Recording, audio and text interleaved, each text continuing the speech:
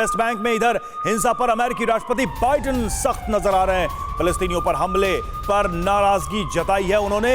हमलावर इजरायली लोगों पर बैन की धमकी दी है। हमला करने वाले इजरायली नागरिकों के वीजा पर रोक लगाने की चेतावनी। वेस्ट बैंक में फिलिस्तीन इजरायल में जंग जारी है।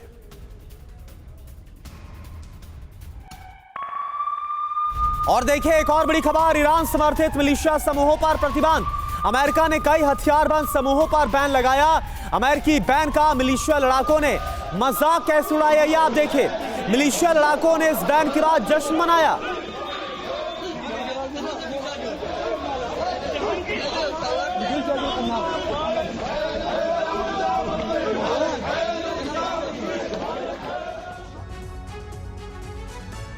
तो ईरान समर्थित मिलिशिया ग्रुप जिन पर अब अमेरिका ने प्रतिबंध लगा दिया है, क्या है जानकारी। अमेरिका ने ईरान समर्थित मिलिशिया समूहों पर प्रतिबंध लगा दिया है। कौन कौन से हैं ये समूह? अल शुहाद, हिजबुल्ला और अन्य कई हथियारबंद समूहों पर बैन लगाने का फैसला अमेरिका ने किया है। आतंकी ने घोषित किया गया। ईरान पर मिलिशिया को ट्रेनिंग और आर्थिक मदद देने का लगातार आरोप लगता रहा है। कताइब हिजबुल्ला से संबंध रखने वाले 6 लोगों पर भी प्रतिबंध लगाया गया। इसके अलावा इराकी महासचिव हाशिम और अल शुहादा ग्लोबल आतंकवादी घोषित किए गए। इराक सीरिया में अमेरिकी ठिकानों पर हुए हमलों में ये आरोपी हैं। टेरर फंडिंग को रोकने के लिए भी बैन लगाया गया है अमेरिका की तरफ से। हालांकि कैसे इस बैन का मजाक उड़ाया गया और इसके बाद जश्न मनाया गया, मिलिशिया ग्रुप की वो तस्वीरें भी हमने आपको दिखाई।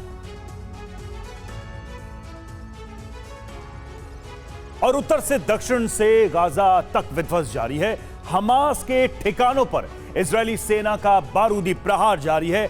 और जानते हैं इस बार आईडीएफ ने मेड इन यूएस यानी अमेरिकी विनाशक से गाजा में तबाही मचाई है। लाशों का अंबार लगाया है। यकीन मानिए जबालिया कैंप से खान यूनिस तक इजरायली ब्रिगेड के हमले से खलबली मच गई है। ऐसे में सवाल खड़ा होता है कि आखिर 1000 किलो वजनी वो विनाशक कौन सा है जिसके चलते गाजा में भयानक तबाही मची है। आखिर क्यों दुनिया उसे स्टूपिड बम के नाम से जानती है, देखिए इस रिपोर्ट।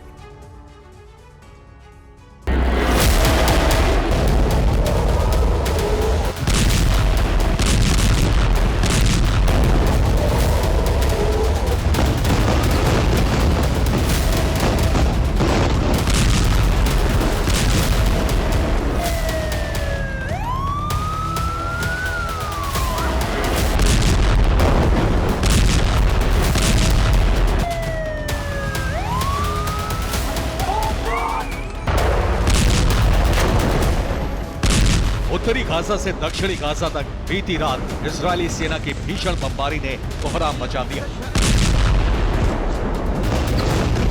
देखते ही देखते गाजा के 2 अलग अलग इलाकों में लाशों का अंबार लगा दिया। पहला इलाका उत्तरी गाजा का जबालिया कैंप था, जहां आईडीएफ की बमबारी में 50 लोगों की मौत हुई, जबकि दूसरा इलाका दक्षिणी गाजा का खान यूनिस, जहां इजरायली सेना की बमबारी में 26 लोग मारे गए। जानते हैं जबालिया कैंप से लेकर खान यूनिस तक इजराइल की सेना ने किस विध्वंसक का इस्तेमाल किया। वो कौन सा हथियार था जिसके प्रहार से भीषण तबाही मची, लाशों का अंबार लग गया। तो आपको बता दें कि उत्तरी गाजा से दक्षिणी गाजा तक बारूदी बवंडर लाने के लिए इजराइल ने जिस विनाशक का इस्तेमाल किया वो था स्टूपिड बॉम्ब।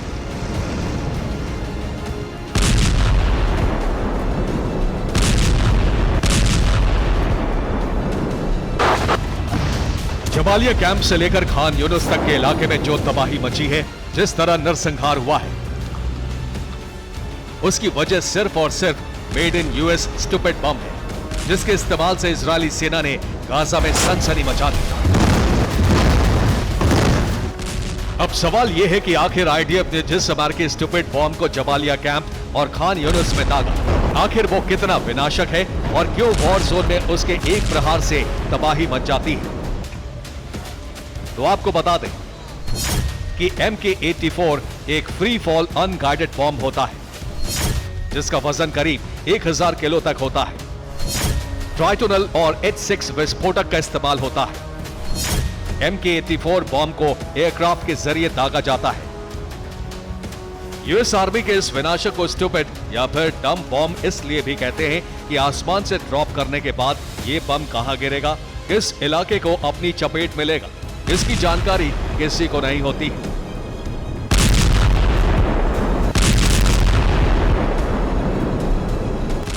इतना ही नहीं, जैसे ही ये टारगेट को हिट करता है उसके बाद तबाही का दायरा कितना बड़ा होगा ये भी बता पाना मुश्किल है। लिहाजा अमेरिकी force MK-84 free fall unguided को स्टूपिड बॉम्ब कहती है और अब इजरायली सेना गाजा में इस विस्फोटक का धड़ल्ले से इस्तेमाल कर रही है।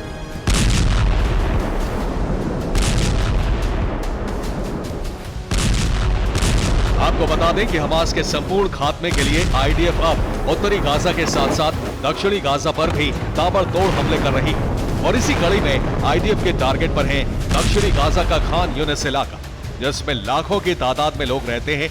वहीं इस इलाके में हमास का भी दबदबा है। ऐसे में IDF ने पहले तो आसमान से पर्चे गिराकर खान यूनिस इलाके को जल्द से जल्द खाली करने की वार्निंग दी और अब भीषण बमबारी की जा रही है।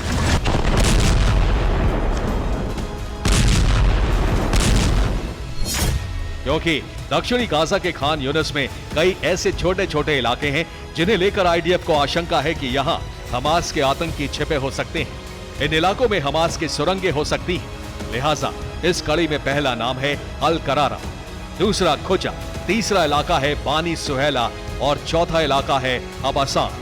इन चारों इलाकों में इजरायली सेना जबरदस्त आसमानी प्रहार कर रही है।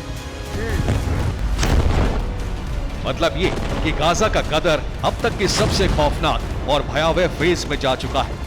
बीते एक महीने से गाजा के कोने कोने में बेहिसाब बारूद बरस ही रहा था, लेकिन अब ये आशंका जताई जा रही है कि अमेरिकी विनाशकों के इस्तेमाल से IDF गाजा के कई इलाकों का वजूद मिटा देगी, गाजा पट्टी के कई शहरों का नामो निशान नक्शे से मिटा देगी।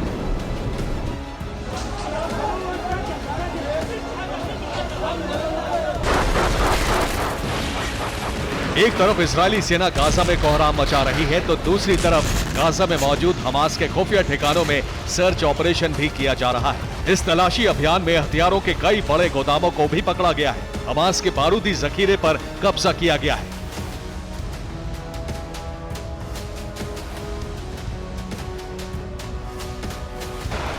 ऐसा नहीं है कि जंग में सिर्फ इजरायली सेना ही एक्शन में है।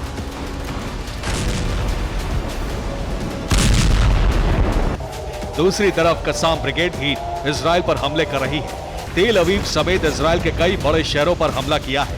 इतना ही नहीं, हमास ने दावा किया है कि उसके हमले में इजराइल के 9 सैनिक मारे गए हैं। कई आर्मर्ड व्हीकल और टैंकों को भी तबाह किया गया है।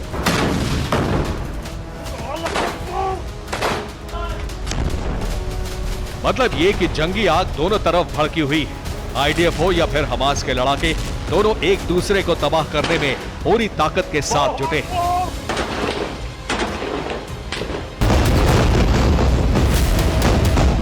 Bureau report, TV9 Bharat.